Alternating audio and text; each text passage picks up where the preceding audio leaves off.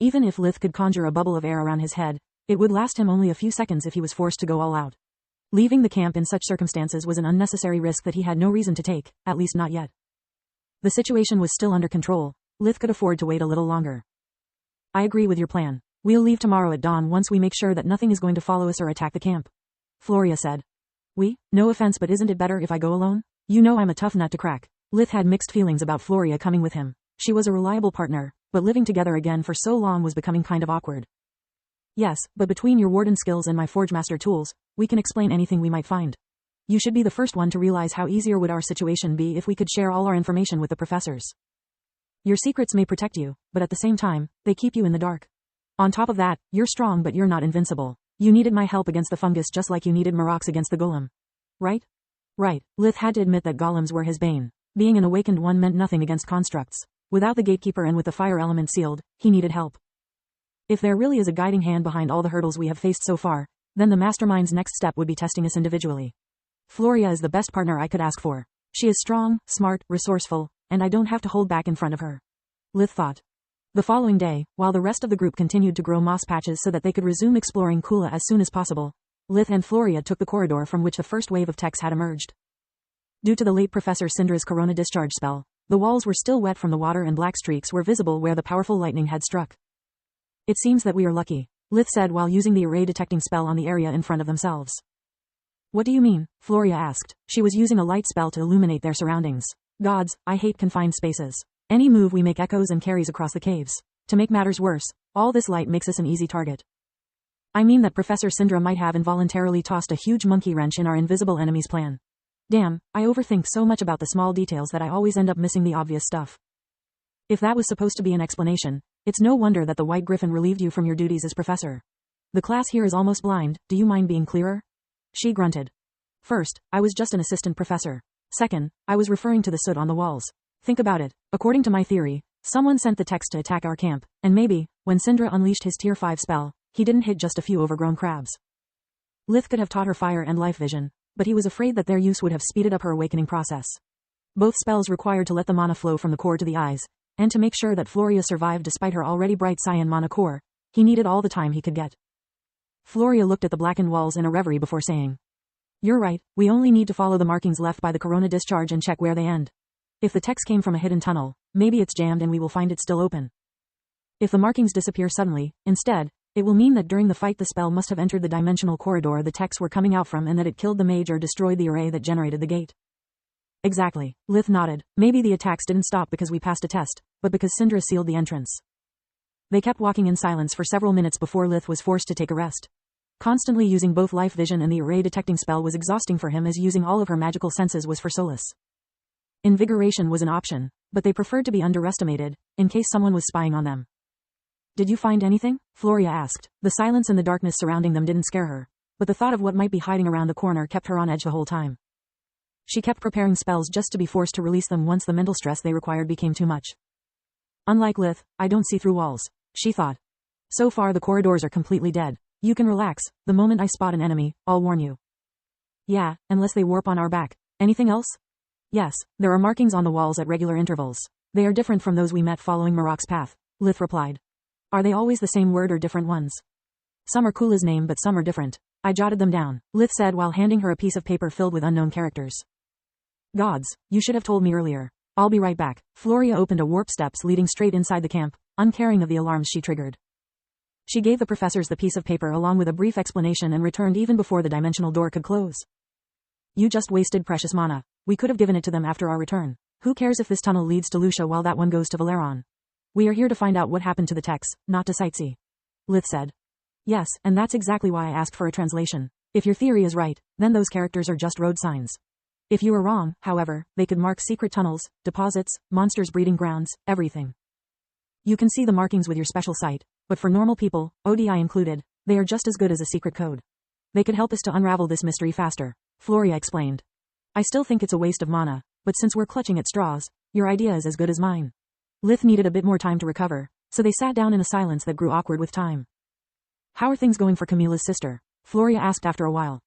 Pretty good. The physical activity is helping her to get used to her newfound sight. Her headaches are almost gone by now and the vertigo fits are becoming a rare occurrence. How do you know about Zinnia? Well, your girlfriend now works for my mom, and she's even more of a control freak than you are. Mom runs background checks even on grass if she gets the chance. I'm happy that things are going well between you and Camila.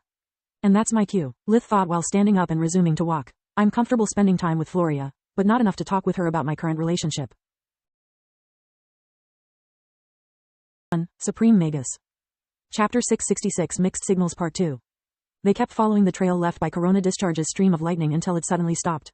The floor went from dripping wet to humid as if an invisible barrier had halted the spell's advance. It seems you were right. The only possible explanation for this phenomenon is a warp steps. Floria said. Quite the contrary, it doesn't make sense. Lith shook his head. According to what I saw with life vision, the techs appeared close to our camp. This place is too far to have any significance. He even tried using invigoration on the nearby wall despite the fact that none of his magical senses perceived anything, but to no avail. Rocks were just rocks. There was nothing magical in the area. While Floria was racking her brain to find an explanation to that riddle, her army amulet drew her attention. The interference prevented her from communicating with the outside, but it still worked just fine at close range. I have good news. Professor Nishal's hologram was fuzzy, but her voice was clear. Most of the characters you found are just well-hidden road signs, but some of them are powerful rune words. Never heard of them, Lith replied, noticing that Floria seemed distressed. That's her, I'm hiding something from you, face. Lith thought, damn, we really did spend too much time together. If she's able to do the same to me, then all my lies are for nothing. I read your file, you've actually met them before, Nishal said. Do you remember that ancient warp gate you discovered in Othar? The one the Dawn Court used? Well, it was made of rune words. This is classified information, so I can tell you only the bare minimum to understand our situation. In ancient times, when forge mastering had yet to be created, mages used runes to empower their creations. Runes are power words that represent an aspect of magic and that can imprint it in an object. They were awfully expensive and unreliable. You needed to carve them and then fill them with magic crystals dust to keep them active. Like those cables, Lith thought. They were expensive because once pulverized, a magic crystal loses a lot of power and recharges slowly, so you could only use purple crystals and obtain mediocre effects. Unreliable because if anything happens to a single rune, the whole spell is broken. Imagine a sword that can stop working after a bad clash, or an armor that offers no protection if it takes a hit. That kind of bad. In ancient battles, runes became the first target because they were easy to spot. That's the reason modern magic uses only mana runes to create arrays and artifacts. They are conjured by the spells, giving them their effects, but being made of energy, they can't be damaged. So runes were the first way fake mages had found to emulate true magic.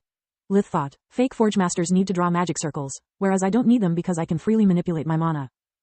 Yes, but Nishal is feeding you only old news, Solis pointed out. I bet that runesmithing has evolved with time. Both the sword in our possession and Floria's hairpin are the proof of that. Harili's sword must be some kind of middle link between ancient and modern runesmithing. I'm sure of it because its runes are all made of energy, not carved, but unlike Floria's hairpin, they are visible. If you think about it, visible runes have several downsides. The most obvious are that they made it impossible for you to hide since they shine like a torch and that just by watching at your blade your opponent can predict its enchantments. If even after receiving Silverwing's legacy fake mages didn't stop using runes, then they must be useful. Lith thought. What did those runes do? Floria asked, snapping Lith out of his inner debate with Solis. Each one of them represents a set of coordinates for some kind of warping device.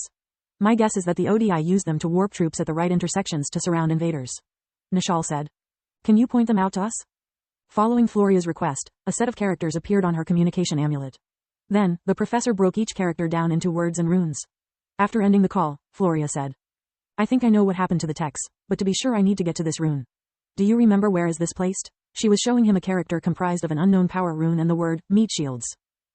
Lith had no clue, but Solis did. He opened a warp steps that lead them straight to their destination and then pointed the hidden character to Floria. She took her silvery wand out of her dimensional amulet and touched the character with it. A strand of silver light filled the markings on the stone and then more. Corona discharge had scraped the surface of the wall, making part of the character unreadable. The markings only had a physical nature, not a magical one, so Lith could only see them with fire vision. Floria's wand, instead, was able to imbue the markings with magic, forcing the rune to activate. The faint traces of mana left from its latest activation outlined the original shape of the rune, allowing Floria to repair it with earth magic.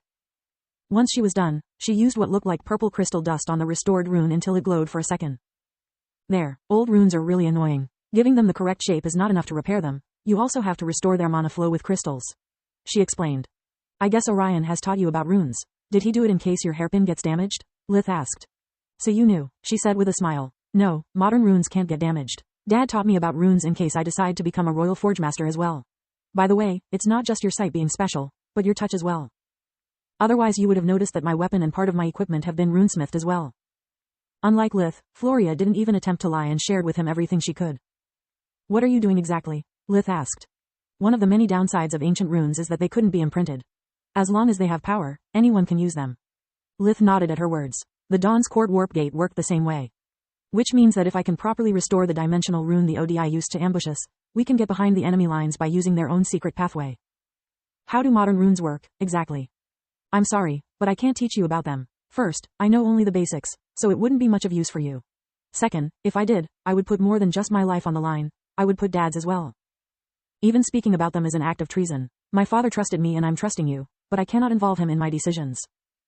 Fuck me sideways, Lith thought. The kingdom takes runesmithing very seriously. Being a royal forge master must be quite a big deal if no one ever talked me about it before.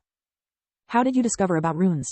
Not from Othar, otherwise you would have already made the connection between the vampire's warp gate and the Odis. Floria asked, proving Lith once again that she had not to be underestimated.